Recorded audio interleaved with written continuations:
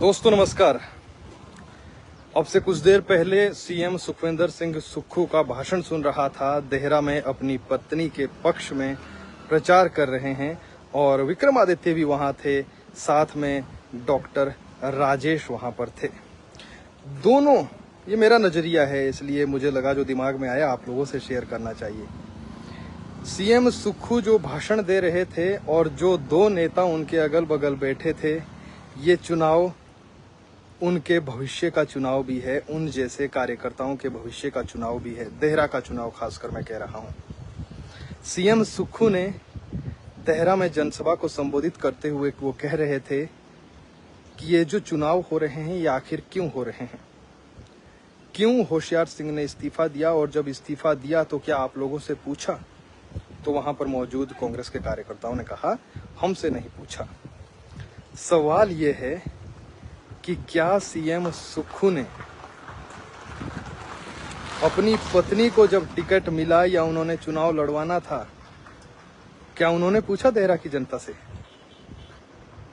और नहीं पूछा तो जो सबसे बड़ा सवाल है, बीते जो है जब से टिकट मिला है सीएम की पत्नी को, जो तब से लेकर अब तक एक सबसे बड़ा सवाल है जो पत्रकारों को पूछना चाहिए था सीएम से, कि क्या पूरे देहरा में आपकी पत्नी के अलावा कोई महिला काबिल नहीं थी कि जिसे कांग्रेस का टिकट मिलता? क्या किसी ऐसे कार्यकर्ता को टिकट नहीं मिलना चाहिए था जो जमीनी स्तर पर काम कर रहा है, पार्टी को मजबूत करने का काम कर रहा है? सवाल ये इसलिए है क्योंकि सीएम के ठीक बगल में विक्रमादित्य बैठे हैं जो परिवारवाद की देन है, डॉक्टर राजेश बैठे हैं जो परिवारवाद की भेंट चढ़ गए हैं। डॉक्टर राजेश जो कांग्रेस के कार्यकर्ता ही कहिए, चुनाव भी लड़ चुके हैं, उनको टिकट ना देकर सीएम की पत्नी को टिकट मिलता है। तो जो दो नेता वहां बैठे थे, मुझे लग रहा है कि ये भाषण उन दोनों के लिए था। एक के लिए ये था कि एक परिवारवाद का उदाहरण है और दूसरा परिवारवाद की भेंट चढ़ गया। और ये चुनाव, ये सवाल देहरा के कांग्रेस के कार्यकर्ताओं को भी बहुत दूरदृष्टिता से देखना चाहिए, क्योंकि अगर इस तरीके से नेताओं के ही परिवार वाले चुनाव लड़ते रहे तो क्या आम कार्यकर्ता, आम आदमी लोकतंत्र में क्या शामिल हो पाएगा या सिर्फ वोट देने के लिए रह जाएगा? सीएम खुद, जो सीएम है, वो उनका जीवन बहुत बेहतर तरीके से आगे भी चल रहा है। अब एक और पत्नी उनकी जो है राजनीति में आ रही है।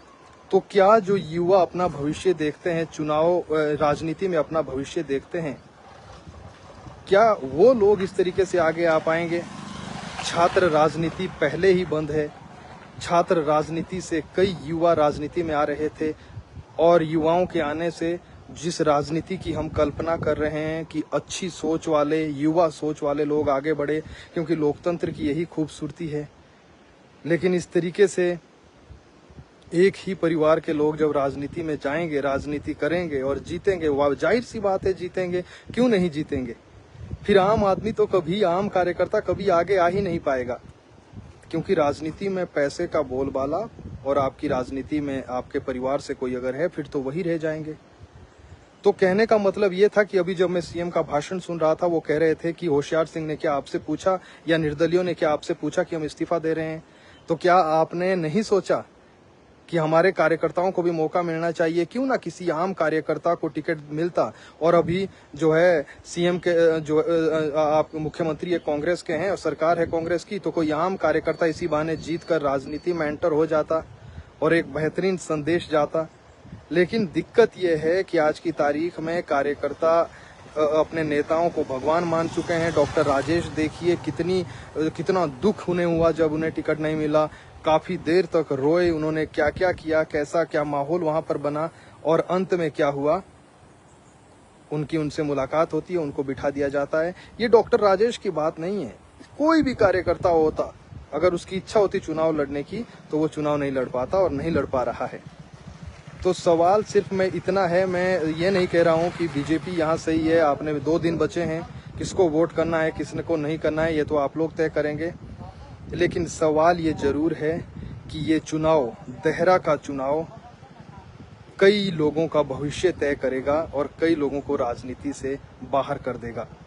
अगर सीएम की पत्नी इस बार जीत जाती है तो जाहिर है अगली बार भी सीएम की पत्नी को ही टिकट मिलेगा।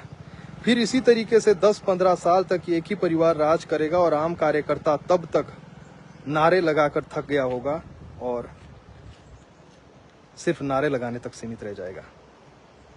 तो विक्रमादित्य और डॉक्टर राजेश, जो दो लोग अगल बगल बैठे थे और सीएम ये कह रहे थे, अपनी पत्नी के लिए टिकट मांग रहे थे, तो मेरे मन में जो कुछ सवाल आए वो आप लोगों से साझा किए। आप लोग जो है अपने बल विवेक का इस्तेमाल करें। 2-3 दिन बचे हैं, फिर मतदान होना है और उसके बाद जैसा सरकार कह रही है कि फिर विकास होगा। अभी तो फिलहाल सब, पूरी सरकार और पूरा विपक्ष देहरा में डटा हुआ है। फिलहाल के लिए इतना ही। नमस्कार।